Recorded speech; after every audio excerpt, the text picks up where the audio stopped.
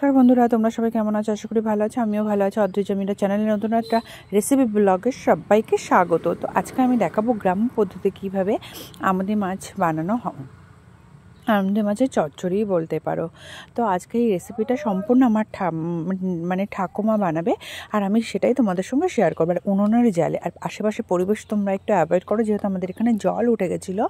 তো সেই টাইমে এই উনুনটা বানানো হয়েছিল। তো আজকে বাড়িতে অনেক লোকজন আছে, তার জন্য এই উনুনেই রান্না হবে। আর গ্রামের দিকে কাঠের তো অভাব নেই, সেজন্য কাঠের উনুনে রান্না করে তার খাবার দাবারের টেস্টই একটা আলাদা। তো তার জন্য ঠাকুমা প্রথমে আমুদি মাছ ভেজে নিয়ে কড়াইতে আলু দিয়ে ভেজে নিল, নিয়ে তার মধ্যে কাঁচা লঙ্কা চিরা আর পেঁয়াজ কুচি দিয়ে ভেজে নিল। এগুলো আলু, পেঁয়াজ, কাঁচা লঙ্কা সব একসাথে ভাজা হয়ে গেলে তার মধ্যে দিয়ে দিল এবার বেগুনগুলো দিয়ে এবার ঢাকা দিয়ে ভেজে নিচ্ছে। কারণ আগেকার দিনের মানুষ, তারা তো একটু তেল কমেই রান্নাবান্না করতো, আমাদের মতো তো আর এখন না।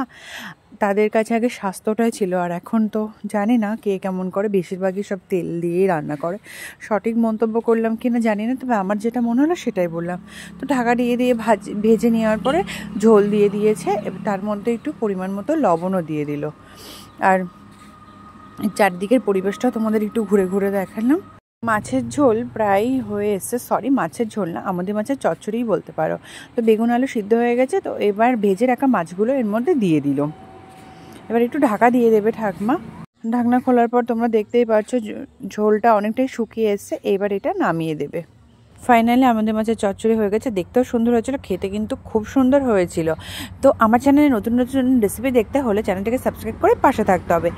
Thanks for watching. দেখা হবে নেক্সট কোনো নতুন একটা রেসিপি নিয়ে। ততক্ষণ পর্যন্ত আপনারা ভালো থাকবেন, সুস্থ থাকবেন।